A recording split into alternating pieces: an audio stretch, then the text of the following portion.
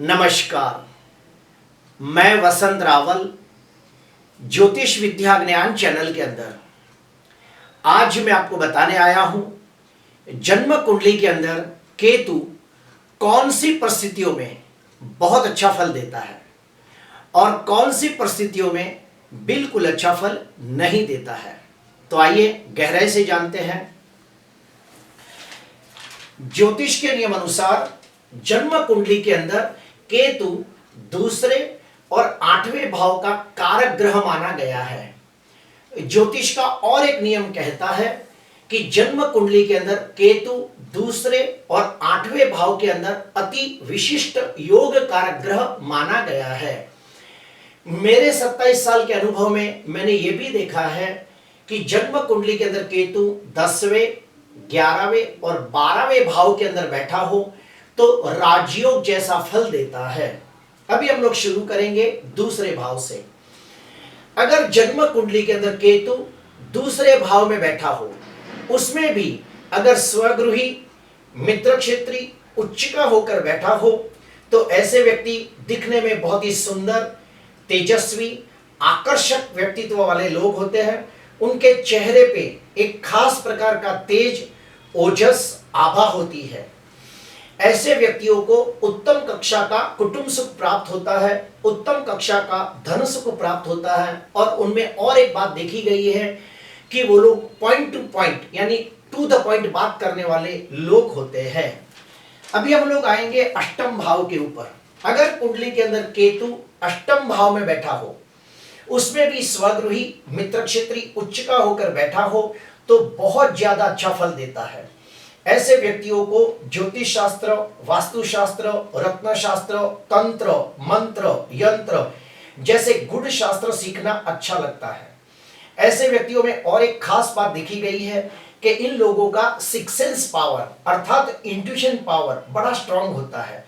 अगर कुंडली के अंदर केतु अष्टम भाव के अंदर शुभ स्थिति में बलवान होकर बैठा हो तो ऐसे व्यक्ति दीर्घ आयु प्राप्त करते हैं और ऐसे व्यक्ति मृत्यु के समय शांति पूर्वक, संतोष पूर्वक, परिपक्व होकर मृत्यु को प्राप्त करते हैं।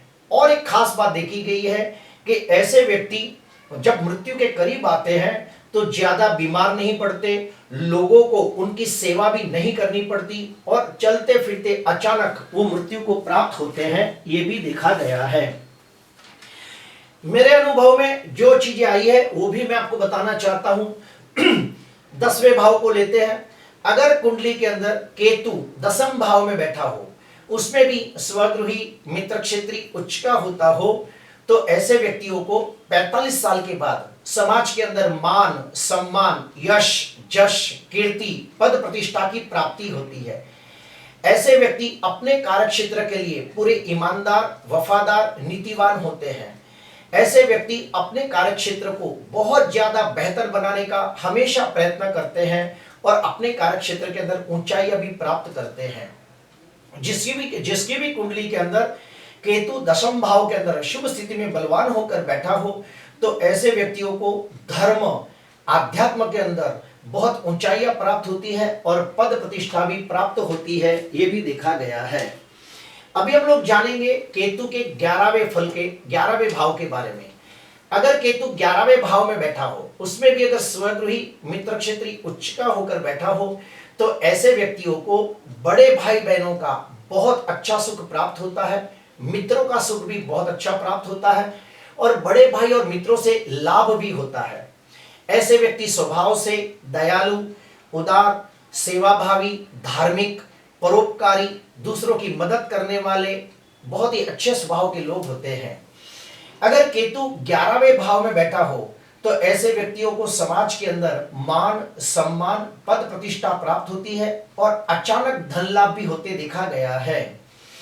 केतु 11वें भाव के अंदर और एक चीज मैंने देखी है कि ऐसे व्यक्ति को उत्तम कक्षा का संतान सुख प्राप्त होता है और अगर वो किसी गुरु की शरण में जाए तो उन्हें बहुत ज्यादा फायदा होता है, क्योंकि केतु शास्त्र में चेला माना गया है और बृहस्पति उसका गुरु है। अभी हम आएंगे 12वें स्थान के बारे में। अगर कुंडली के अंदर केतु 12वें भाव में बैठा हो, उसमें भी स्वगृही, मित्र क्षेत्री, उच्चिका होकर बैठा हो तो मोक्ष कारक माना गया है। जिनकी भी कुंडली के अंदर 12वें स्थान के अंदर केतु शुभ स्थिति में बलवान होता हो तो ऐसे व्यक्तियों को ध्यान, मेडिटेशन, योग, साधना, अनुष्ठान, तप ये सब करना बहुत अच्छा लगता है।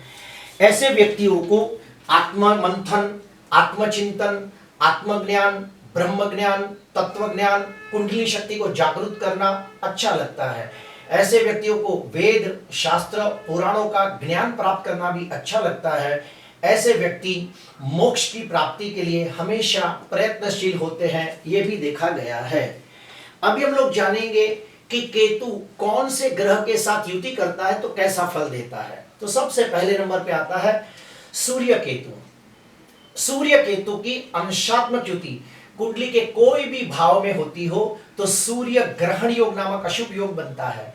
ऐसे व्यक्ति बहुत मेहनत करने के बावजूद वो उन्नति, प्रगति, विकास नहीं कर पाते जिसके वो हकदार होते हैं। ऐसे व्यक्तियों को वो मान सम्मान, पद प्रतिष्ठा भी प्राप्त नहीं होती जिसके वो हकदार होते हैं और उनका पूरा जीवन संघर्ष में व्यतीत होता है, ये भी देखा गया है। दूसरा, अगर कुंडली के अंदर चंद्र केतु की अंशात्मक युति कुंडली के कोई भी भाव में होती हो तो चंद्र ग्रहण योग नाम का अशुभ योग बनता है। ऐसे व्यक्ति ज्यादातर बहुत कंफ्यूज रहते हैं, उनको निर्णय लेने में बहुत दिक्कतें आती है और सही वक्त पे सही निर्णय नहीं ले पाते और अगर घाई घाई में कोई निर्णय ले ले तो फिर उसका नुकसान भी उनको भोगना पड़ता है, ये भी देखा गया है। जिसकी भी कुंडली के अंदर चंद्र केतु की युति साथ में हो तो ऐसे व्यक्ति बहुत ज्यादा इमोशनल, सेंसिटिव, भावनात्मक होते हैं। छोटी छोटी बातों में जल्दी उनको बुरा लग जाता है, हताश, उदास, निराश हो जाते हैं। फिर आते हैं मंगल केतु की अंशात्मक युति कुंडली के कोई भी भाव में हो तो अंगारक योग नामक अशुभ योग निर्माण करती है। ऐसे व्यक्तियों को वाहन अकस्मात के योग बनते हैं।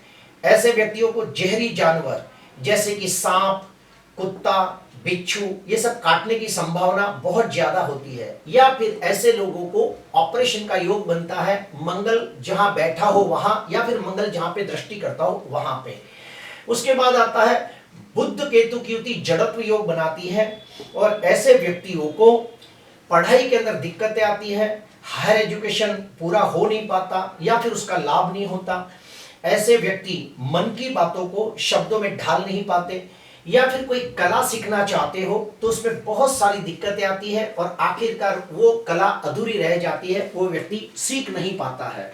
उसके बाद गुरु केतु की युति गुरु चंडाल योग बनाती है और अगर जो गुरु शुभ स्थिति में हो, कुंडली का कारक ग्रह बनकर केतु के साथ हो तो धर्म ध्वजा योग भी बनता है और ऐसे व्यक्ति कोई मंदिर का निर्माण करते हैं या फिर मंदिर के निर्माण के कार्य में सहायक बनते हैं या फिर कोई मंदिर की मूर्ति की प्राण प्रतिष्ठा करते हैं।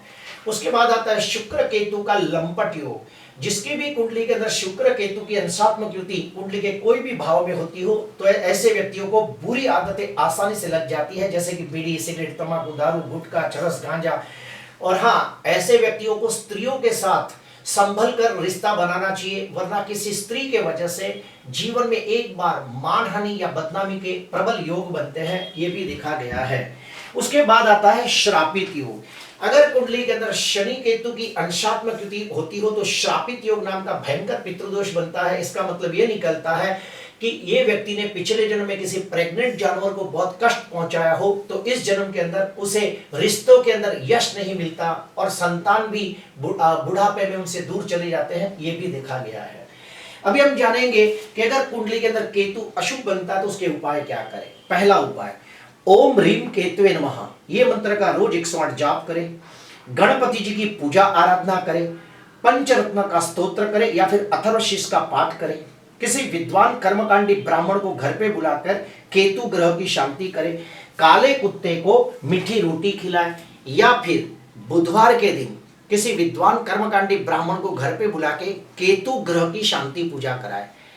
प्रिय दर्शकों, आज के लिए बस इतना ही। आपको अच्छा लगा हो तो जरूर लाइक करना, सब्सक्राइब करना। नमस्कार।